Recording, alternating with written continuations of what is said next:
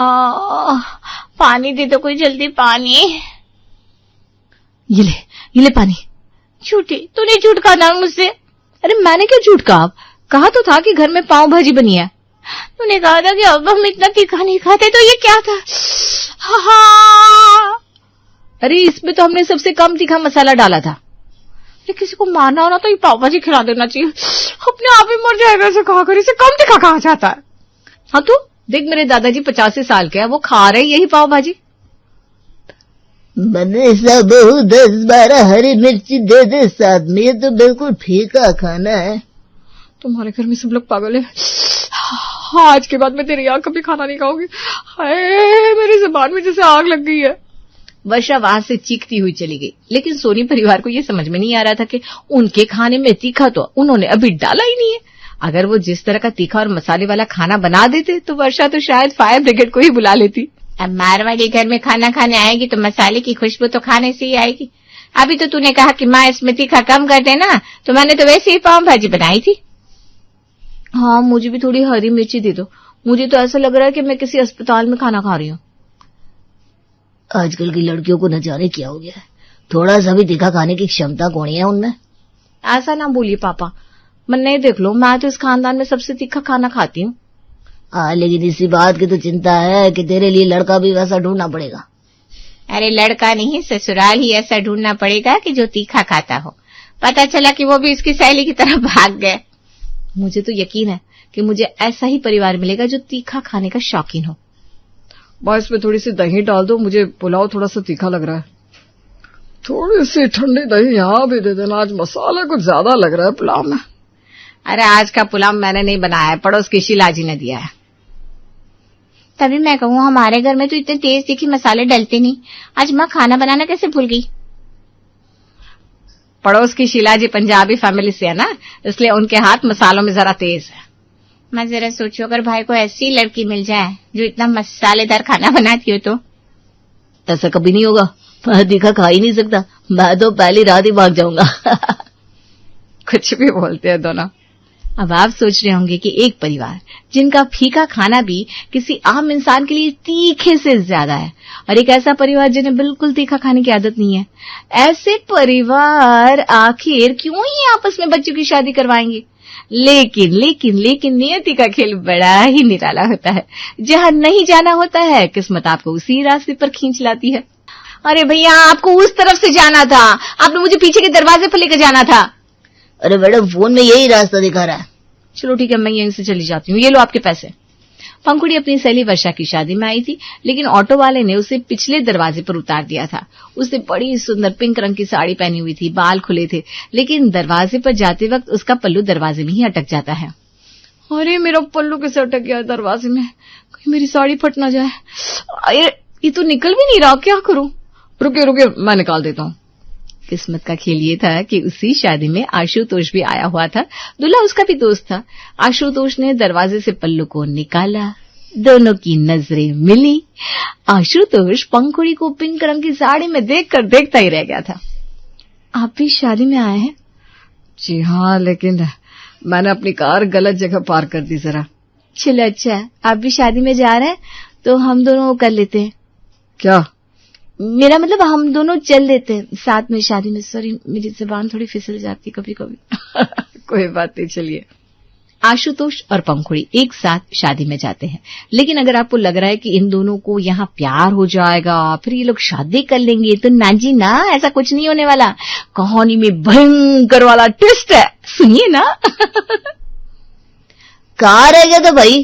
अरे भाई, वो लड़की का दुपट्टा फंस गया था दरवाजे में। तो वाह, मेरी शादी में खुद की दुल्हन ढूंढ ली तूने, क्या बात है? ऐसा कुछ नहीं है, कुछ भी मत बोल। वैसे ये लड़की वर्षा की दोस्त है, तो कहे तो बात करूं। तुम तीखा खाते हो? ये कैसा सवाल है? मतलब हाँ, यही सवाल है। वो देखो, वो मारवाड़ी है, तुम जहाँ तीखा खाना छोड़ती हो ना, वहां से उनका शुरू होता है। अरे नहीं, मैं तो सपने में भी इससे शादी ना करूं फिर तो। हद है, लड़का होकर मीठे पानी के गोलगप्पे खा रहा है। मैं तो ऐसे लड़के से गलती से भी शादी ना करूं। पंखुड़ी और आशुतोष दोनों की मंजिल अलग थी, लेकिन उनकी किस्मत को कुछ और ही मंजूर था। आशुतोष विकास के लिए सिंदूर लेने जाता है, जिसे लाते लाते उसे बड़ी देर हो जाती है। इसलिए मंडप में पंडित जी बड़े व्याकुल हो रहे थे। अरे जल्दी कीजिए, मुहूर्त निकला जा रहा है, यही सिंदूर भरने का सही मुहूर्त है। अरे आशुतोष, कहाँ रह गया तू? आ गया पंडित जी, मैं आ गया। जल्दी जल्दी यहाँ लाइए सिंदूर। आशुतोष हड़बड़ी में मंडप की तरफ सिंदूर ले ही जा रहा था कि उसका पैर अचानक कहीं फंस जाता है और उसे बचाने के लिए जब पंखुड़ी उसके पास आती है तो सिंदूर उसके माथे पर पड़ जाता है। उन दोनों को देखकर चारों तरफ सन्नाटा छा जाता है। सिंदूर भरने के मुहूर्त पर तुमने इस लड़की की मांग भरी है, वो भी मंडप में अग्नि के सामने। अब ये तुम्हारी पत्नी हुई। क्या? आशुतोष और पंखुड़ी को समझ में नहीं आ रहा था कि उनके साथ हुआ क्या है। कुछ लोगों ने उनकी फोटो ले ली, उनके आसपास दोस्तों में, रिश्तेदारों में ये बात फैल गई। इसलिए आज उन दोनों के माता पिता को आपस में मिलना ही पड़ा।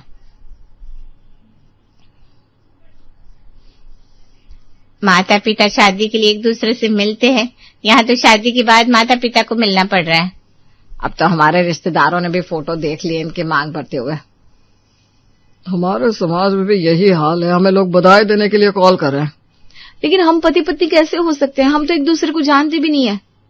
अब शायद यही किस्मत में लिखा होगा, एक छोटी सी रिसेप्शन रख देते हैं दोनों के लिए। आप लोग सच में हमारी शादी करवाना चाहते हैं? शादी तो हो गई है बेटा, हम तो बस उस पर पक्की मोहर लगा रहे हैं। ये महादेव, कहाँ फंसा दिया आपने? ये मीठे पानी के गोलगप्पे खाने वाला मेरा पति बन गया। मैंने कहा था ना, किस्मत के खेल बड़े निराले हैं। पंखुड़ी और आशुतोष अजनबी से पति पत्नी तो बन गए, लेकिन अब रसोई का क्या हाल होने वाला है ये तो आप खुद ही सोच सकते हैं। एम्बुलेंस बुलाओ, कोई एम्बुलेंस जल्दी। मुझे लग रहा है मेरी आवाज चली गई है। पलक और लता की आवाज सुनकर आशुतोष अपने कमरे से दौड़ कर आता है और देखता है पलक और उसकी माँ दोनों डाइनिंग टेबल पर बैठी हुई हैं। क्या हो गया, आप दोनों ऐसे क्यों चिल्ला रही हैं? भाई एम्बुलेंस बुलाओ जल्दी, मैं मर जाऊंगी नहीं तो। अरे भाई, ऐसा तो क्या खिला दिया तुमने इनको? मैंने तो बस पोहा ही खिलाया। पोहा? अब आप दोनों इतना भी ड्रामा मत करो, पोहे में क्या हो जाता है? हाँ लो ना, आप भी खाओ ना फिर पोहा। पंखुड़ी जब तीनों को आधा आधा किलो मिठाई खिलाती है तब जाकर इनकी आवाज वापस आती है। पंखुड़ी ने सोचा भी नहीं था कि उसने बस आज नाश्ते में पोहा बनाया है, तब इतना भूकंप आ गया है। तो आगे तो न जाने क्या ही होने वाला था। मैंने सच में पोहा में कम ही मिर्ची डाली थी। या कम थी? अगर ज्यादा होती तो आज तो मैं ऊपर ही जाने वाली थी। सुनिए भाभी, आज इतना तीखा मेरी जुबान ने खा लिया है जितना आज तक पूरी जिंदगी में नहीं खाया। प्लीज आज सब खाना मत बनाना। मैंने सोचा कि अब मैं इस घर की बहू बन गई हूँ तो मुझे आप सबके लिए खाना बनाना चाहिए। अनजाने में बनी भाभी को कुछ समझाओ माँ, उनकी एक हाथ में मिर्ची एक हाथ में मसाले रहते हैं, हमारे यहाँ मिर्ची बस नाम के लिए होती है। देखो पंखुड़ी, तुम कल से रसोई मत बनाओ, कोई जरूरत नहीं है, मैं खुद बना लूंगी। सॉरी, मैं आगे से ध्यान रखूंगी, पक्का बहुत कम तीखा बनाऊंगी। पंखुड़ी की किस्मत ने तो उसे यहाँ लेकर छोड़ दिया था, लेकिन पंखुड़ी अपने बहू होने का हर फर्ज निभाना चाहती थी। लेकिन उसकी मिर्ची वाला खाना बनाने की आदत उसे वो करने नहीं दे रही थी। नहीं, भले ही मेरी शादी अचानक हुई हो, लेकिन मैं एक अच्छी बहू बनकर ही दिखाऊंगी। आज मैं खाने में बिल्कुल कम मिर्ची डालूंगी, जिससे सब लोग खाना खा पाएंगे।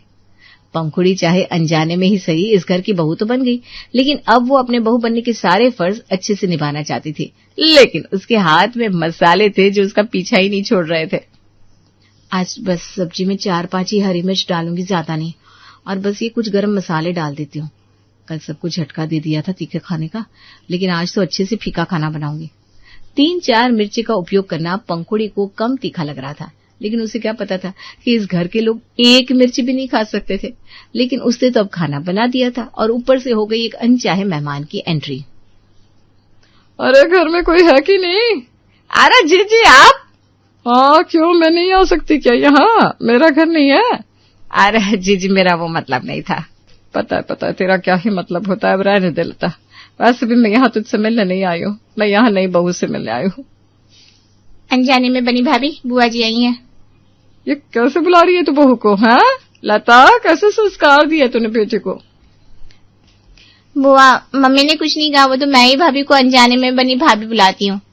कोई बात नहीं बुआ जी, पलक मुझे प्यार से ही बुलाती है, मुझे बुरा नहीं लगता। देख कितनी अच्छी है, मीठी जबान बोलती है नहीं बहू।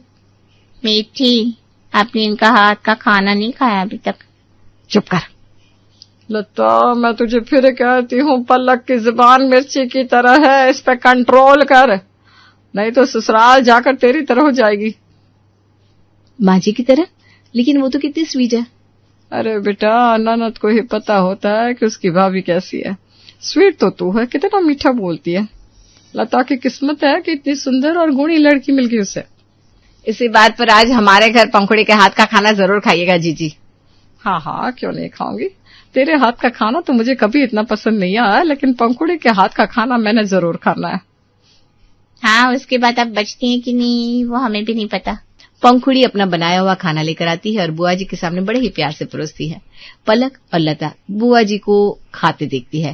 पहला निवाला लेती है, बुआ जी को कुछ महसूस नहीं हुआ, लेकिन जैसे ही उन्होंने 2-3 निवाले खाए वैसे ही उनके कानों से धुआं निकलता हुआ साफ दिखाई दे रहा था। फायर ब्रिगेड को बुलाओ, फायर ब्रिगेड। बुआ जी बाल्टी भर के पानी लाओ।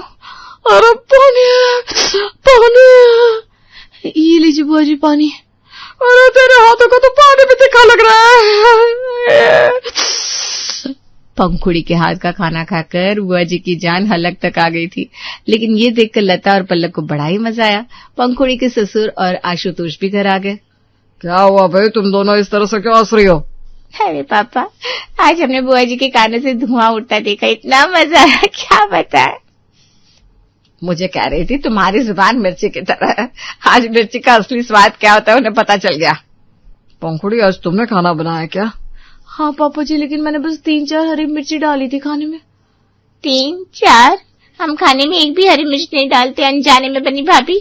सॉरी, मैंने वो सब्जी के कुकर में वो थोड़ी मिर्ची और कुछ मसाले और डाल दिए थे। शायद मैं इस घर की बहू बनने लायक नहीं हूँ। हमारी किस्मत ने हमें क्यों मिलवाया पता नहीं। आज पंखुड़ी का दिल बहुत दुखी हुआ था, क्योंकि ना तो वो इस घर के हिसाब से खाना बना पा रही थी और ना ही खुद फीका खाना खा पा रही थी। उसे किस्मत पर गुस्सा आ रहा था कि आखिर उसका इस घर में आने का कारण क्या है। अरे तुझसे तो इस प्रतियोगिता में आकर भी क्या करोगे बहन जी? पलक, ये कौन है? किस बारे में माँ जी से बात कर रही है? ये हमारी सोसाइटी के हेड है, शीलान जी। हमारी सोसाइटी में हर साल खाने की प्रतियोगिता होती है, जहाँ जो सबसे ज्यादा गोलगप्पे खाता है वो जीत जाता है। अरे लता बहन जी, आपके घर से तो कोई नहीं आएगा, आप अपनी सीट किसी और को दे दीजिए। लेकिन हम क्यों नहीं जा रहे हैं इस प्रतियोगिता में? हम कैसे जा सकते हैं? गोलगप्पे का पानी इतना तीखा होता है, हम 4-5 ही खा सकते बस। हाँ ठीक है। माँ जी, इस बार मैं भी हूं ना, आप मुझे भूल गई क्या? अरे हाँ पंखुड़ी, 1 मिनट शीला जी, इस बार ये प्रतियोगिता हम ही जीतेंगे। मजाक मत करो आप लोग, मेरे हाथ का पुलाव तो खा नहीं सकते, गोलगप्पे क्या खाओगे? मैं खाऊंगी ना आंटी जी। अरे पानी इतना तिखा होता है कि तुम 2 भी नहीं खा पाओगे बच्ची। आज तक मेरे अलावा और कोई जीतता नहीं है इसमें। इस बार हमारी फैमिली से हमारी भाभी ही जीतेगी। देखते हैं। शीला को पता नहीं था कि जिस तीखेपन की वो बात कर रही थी वो तो पंखुड़ी के लिए बहुत फीका था। उसने इस बार गलत इंसान से पंगा ले लिया था। आप तो कह रही थी पानी तीखा है, ये तो बिल्कुल फीका है।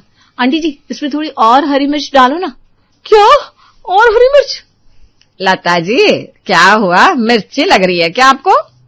पंखुड़ी ने कम से कम 50 गोलगप्पे खा लिए, जो आज तक कोई नहीं खा पाया था। उसकी जीत से लता के चेहरे पर बड़ी सी मुस्कान आ गई, क्योंकि उसकी बहू ने शीला को हरा जो दिया था। आशुतोष और पंखुड़ी के बीच धीरे धीरे नजदीकियां बढ़ती गई और उसे समझ में आ गया कि आखिर उसे इस ससुराल में किस्मत ने क्यों भेजा था। लेकिन एक चीज अभी तक नहीं बदली थी। एम्बुलेंस! पंखुड़ी, आज तुमने खाना बनाया क्या? सॉरी। वाह सुमित्रा, आहा, तुम्हारे हाथ की चाय में जो जादू है ना, वो दुनिया के किसी 5 स्टार होटल की चाय में भी नहीं मिल सकता। पिछले 37 सालों से पी रहा हूँ, पर स्वाद आज भी वैसा का वैसा ही है। बस रहने दीजिए, सुबह सुबह मेरी तारीफ करके मक्खन लगाने की जरूरत नहीं है। कहिए, नाश्ते में क्या बनाऊं? मक्खन नहीं लगा रहा सुमित्रा, सच कह रहा हूँ। तुम खाना भी इतना टेस्टी बनाती हो कि क्या बताऊं। पता है, आज मुझे अचानक से शौर्य की बहुत याद आ रही है। उसे भी तो तुम्हारे हाथ का खाना कितना पसंद था ना। आनंद की बात सुनकर सुमित्रा के होंठों पर एक मुस्कान और आंखों में हल्की सी नमी आ गई। हाँ, मेरा शौर्य। आपको याद है जब भी मैं घर में कढ़ी चावल बनाती थी तो वो कैसे मेरे पल्लू से बंधा बंधा पूरे घर में घूमता रहता था। मम्मी कढ़ी बन गई, मम्मी कढ़ी बन गई, बस यही रट लगाए रहता था। अरे कैसे याद नहीं होगा, कढ़ी तो बेचारी बाद में बनती थी। वो लड़का तो कढ़ी में डालने वाले सारे पकौड़े पहले ही प्लेट से चुरा कर खा जाता था। और जब हम किसी शादी या फंक्शन में जाते थे तो वहां 50 तरह के पकवान छोड़कर घर आकर कहता था, मम्मी मुझे तो आपके हाथ की रोटी ही खानी है। हाँ, पर अब देखो 7 समंदर पार विदेश जाकर बैठ गया है मेरा बच्चा। और एनी और रॉनी, उन्हें तो हमने बस तब देखा था जब वो गोद में खेलते थे। अब तो कितने बड़े हो गए होंगे दोनों। न जाने मेरे पोता पोती मुझे ठीक से पहचानते भी होंगे या नहीं। उदास मत हो सुमित्रा, वो लोग आएंगे, जल्दी ही आएंगे। और सच कहूँ तो मुझे भी इस उम्र में सिर्फ तुम्हारे हाथ का ही खाना पचता है, बाहर का तो मैं खा भी नहीं पाता।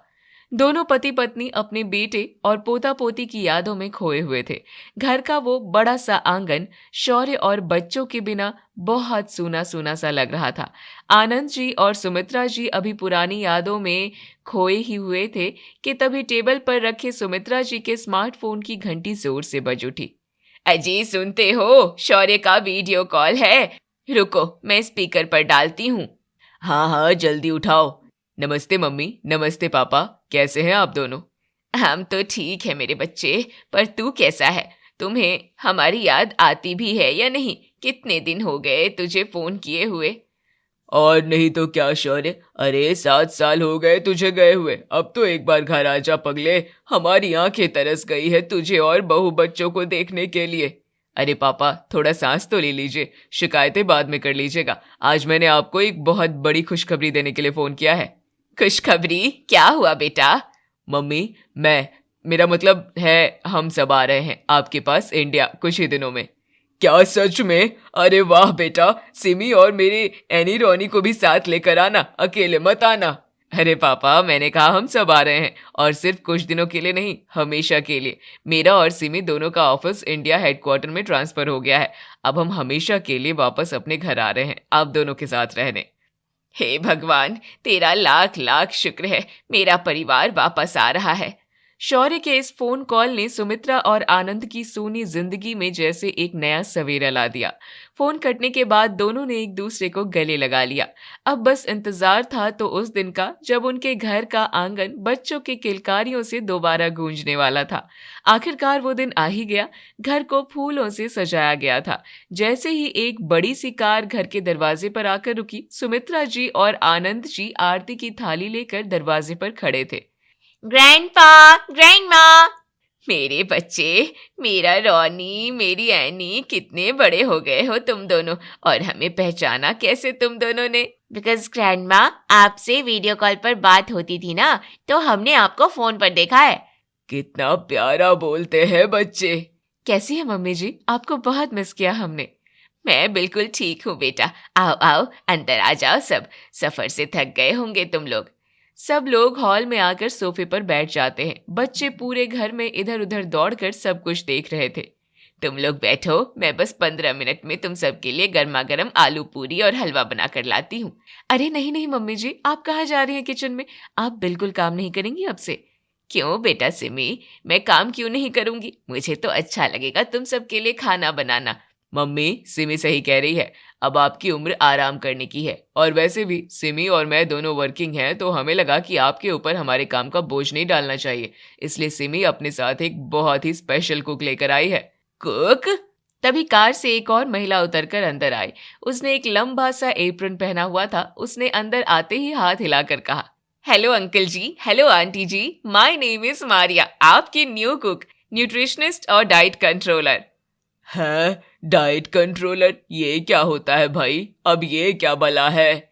Diet controller means no oil, no fat, no butter, only vitamins, fibre and protein. मैं आपको ऐसा खाना खिलाएगा कि आपका 100 साल तक फिट रहेगा। सिमी, ये क्या कह रही है? बिना तेल और घी के खाना कैसे बनेगा? मम्मी जी आप घबराइए मत, हम दोनों के पास टाइम नहीं होता और हम चाहते हैं कि आप और पापा जी एकदम हेल्दी रहें। मारिया बहुत अच्छा इंटरनेशनल और हेल्दी खाना बनाती है। बस आपको अब से किचन में पसीना बहाने की कोई जरूरत नहीं है। आप सिर्फ हम बच्चों के साथ टाइम स्पेंड करेंगी। यस दादू, Maya makes yummy avocado toast. Sumitra, ये एवोकाडो क्या होता है? कोई नई तरह की सब्जी या फल है क्या? पता नहीं जी। एक्सक्यूज मी आंटी जी, मैं जाकर आपकी किचन का इंस्पेक्शन करता है।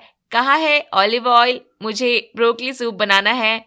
ऐसा कहते हुए मारिया किचन में घुस गई और एक भारतीय माँ जिसका दिल किचन में बसता हो, उसे ये बातें थोड़ी अटपटी लग रही थी। शौर्य और उसके परिवार को भारत आए हुए कुछ ही दिन बीत चुके थे।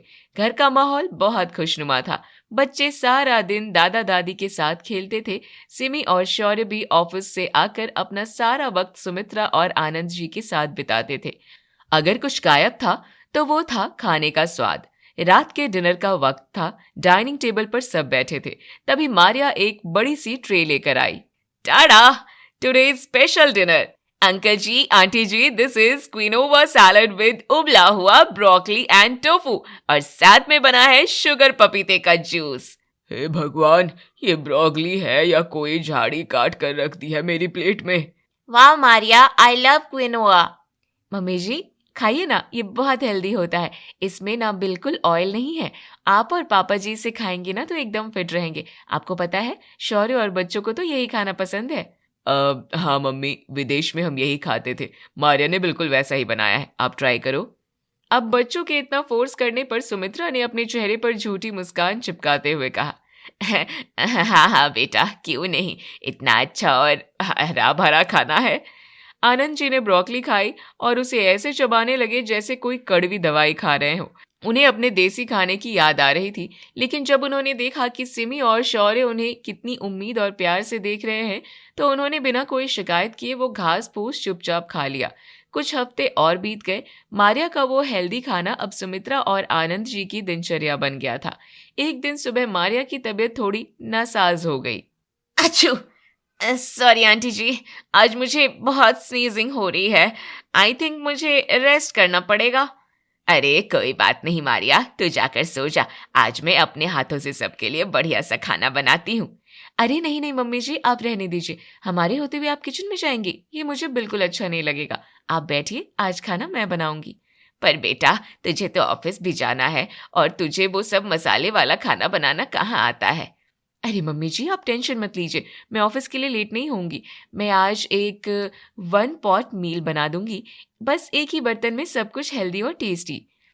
सिमी ने 15 मिनट में प्रेशर कुकर में ओट्स, बहुत सारी उबली हुई सब्जियां, एक हेल्दी खिचड़ी जैसी डिश तैयार कर दी। उसने वो डिश सबको परोसी। बच्चे और शौर्य तो उसे बड़े मजे से खा गए क्योंकि उन्हें वो आदत थी। लेकिन आनंद जी ने जब उस ओट्स वाली खिचड़ी का पहला चम्मच मुंह में रखा तो उनका मुंह बन गया। सुमित्रा, इस 1 पॉट मील में तो 1% भी स्वाद नहीं है। ऐसा लग रहा है जैसे अस्पताल का खाना खा रहा हूँ। चुपचाप खा लीजिए, बहू ने कितनी मेहनत और प्यार से बनाया है, कुछ मत बोलिएगा। जैसे तैसे उन दोनों ने वो सिमी का बनाया हुआ खाना खाया और अपने कमरे में आ गए। तब आनंद जी ने सुमित्रा जी से कहा, सुमित्रा, सच कहूँ तो अब मेरे मुंह का पूरा टेस्ट ही चला गया है। न खाने में नमक का पता चलता है, न मसालों का। ऐसा लग रहा है जैसे मैं कोई इंसान नहीं बल्कि कोई बकरी बन गया हूँ जो सारा दिन बस घास और पत्ते चबाता है। मुझे पता है जी, मुझे भी अपना वो देसी खाना बहुत याद आता है, पर क्या कर सकते हैं। सिमी और शौर्य मारिया को इतने प्यार से हमारे लिए ही तो लेकर आए हैं। वो चाहते हैं कि हम हेल्दी रहें। सिमी मुझे कुछ करने ही नहीं देती है। अगर मैं ज़बरदस्ती किचन में जाकर अपना अलग खाना बनाऊंगी तो उन बच्चों का दिल दुखेगा। उन्हें लगेगा कि हमें उनका लाया हुआ कुक पसंद नहीं है। तुम्हारी बात सही है सुमित्रा, बच्चों का मन नहीं दुखाना चाहिए। एक आइडिया है। कैसा आइडिया? अपने कमरे के बाहर जो वो बड़ी सी बैल्कनी है ना, वहाँ कोने में काफी जगह है। क्यों ना तुम कल से वहाँ एक छोटा सा इंडक्शन स्टोव रख लो। बच्चों को बिना बताए कभी कभार चुपचाप हमारे लिए थोड़ी सी कोई देसी मसालेदार सब्जी बना लिया करना। रोटी तो वो तुम्हारी मारिया बना ही देगी। अरे बाप रे, मतलब अपने ही घर में चोरी छुपे खाना बनाऊं? चोरी नहीं सुमित्रा, इसे स्वाद का जुगाड़ कहते हैं। इससे बच्चों का दिल भी नहीं दुखेगा और हमारी आत्मा भी तृप्त हो जाएगी।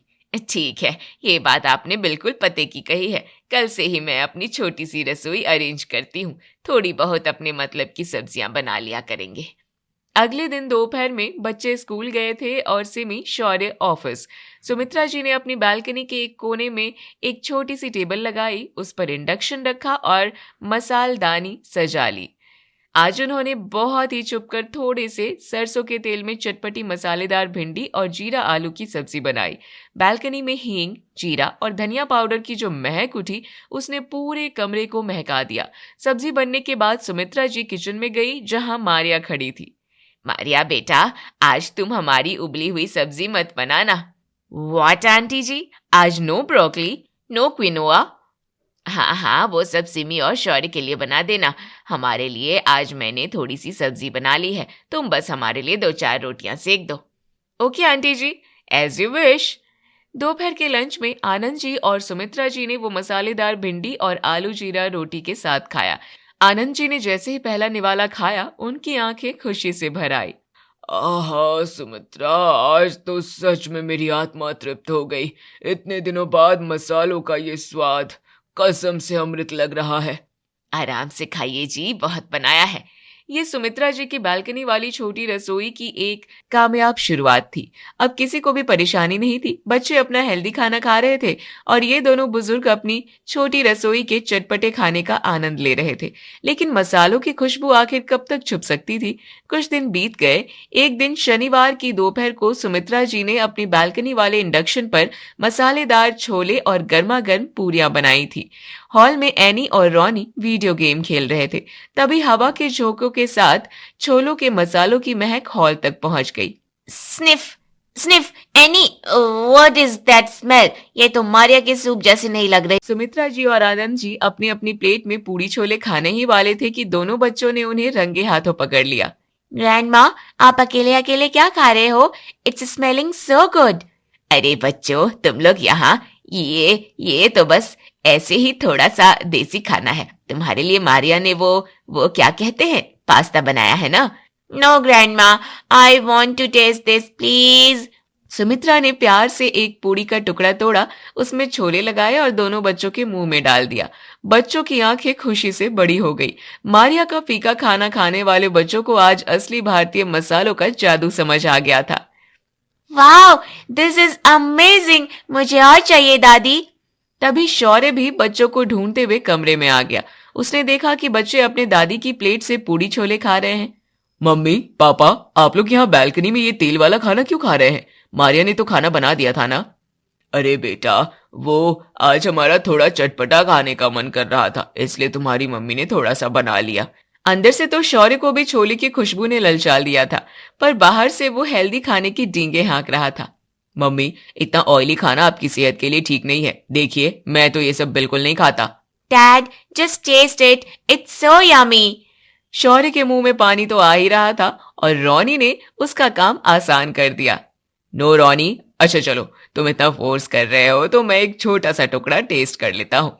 शौर्य ने एक बाइट खाया। छोले का स्वाद सीधा उसके दिल पर लगा। उसका मन किया कि पूरी प्लेट छीनकर खा जाए, लेकिन अपनी इज्जत बचाने के लिए उसने बस झूठी स्माइल दी और कहा, नाइस, पर इसमें तेल बहुत है।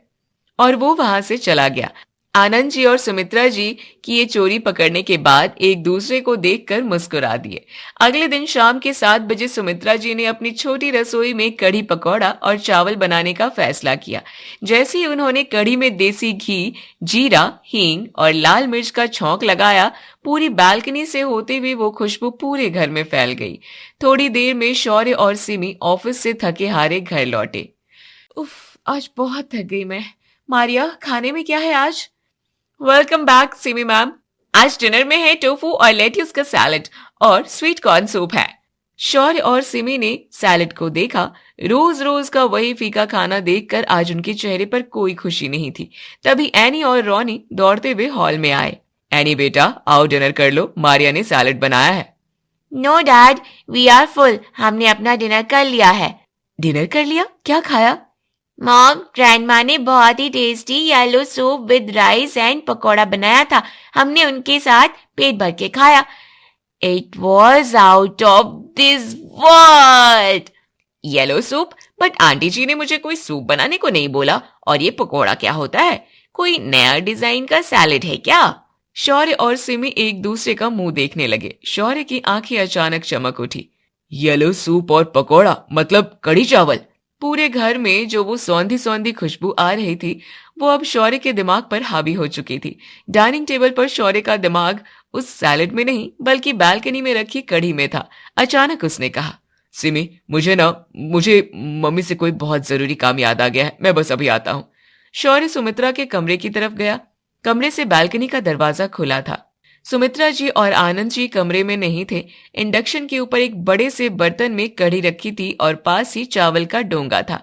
शौर्य से रहा नहीं गया। उसने एक बड़ा सा कटोरा लिया, उसमें चावल डाले, ऊपर से गर्मा गर्म कढ़ी डाली और पकौड़े रख लिए और कटोरा लेकर वापस डाइनिंग टेबल पर आ गया और बहुत ही मजे से खाने लगा।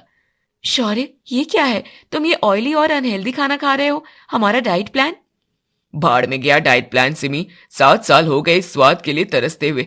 कसम से एक बार खाकर देखो, जन्नत है ये, जन्नत। सिमी ने झिझकते हुए शौर्य के कटोरे से 1 चम्मच कढ़ी चावल अपने मुंह में रखा। जैसे ही वो देसी घी और बेसन का स्वाद उसकी जीभ पर पड़ा, सारा दिन ऑफिस का स्ट्रेस, सब कुछ उस एक निवाले ने भुला दिया। अगले ही पल सिमी भी शौर्य के साथ उसी कटोरे से कढ़ी चावल खाने लगी।